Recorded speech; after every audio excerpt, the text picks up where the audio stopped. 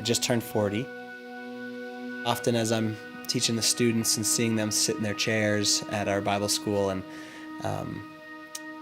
thinking back to when I was 18, sitting at Capernwray Hall in England, and just how different I was then as an 18-year-old.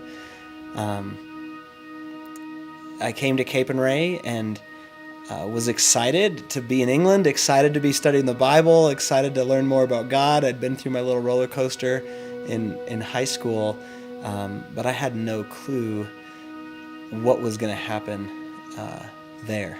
And the way in which in class the Word was opened and hearing what was said and interacting with the teachers. And I remember so specifically one class period where it was like for the first time the truth and the reality of the fact that Christ lived in me. And I know we say that a lot in Torchbearers.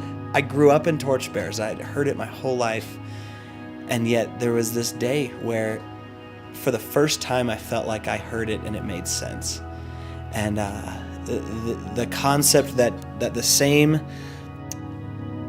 power that God was working out in his son Jesus was the same power, the same spirit that Christ is now working out in me. And it was like the pieces all just kind of started falling together.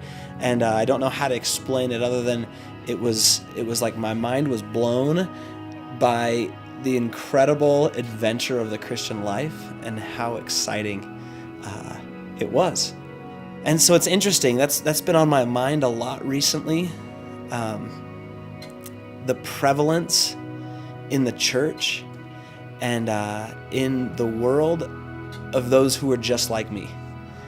An excitement for the Lord, an excitement for the church, excited to read the Word, to different degrees, but missing the most incredible and absolute heart of the gospel, which is Christ's life and his spirit in me. And I think that's got to be something that hurts the heart of the Lord, because he wants to reach the world. He wants to live his life. He wants to express his character through us, and yet we so often walk through life with this view that it's normal to just kind of do our thing.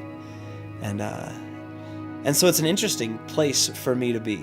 New decade, 40 years old, looking back at 18 and realizing that the only thing I really have to offer is what was offered to me and what I understood as an 18-year-old sitting in class, listening to the Word, understanding the Christ that was given not just for me but to me, and the incredible adventure of what it means to follow him and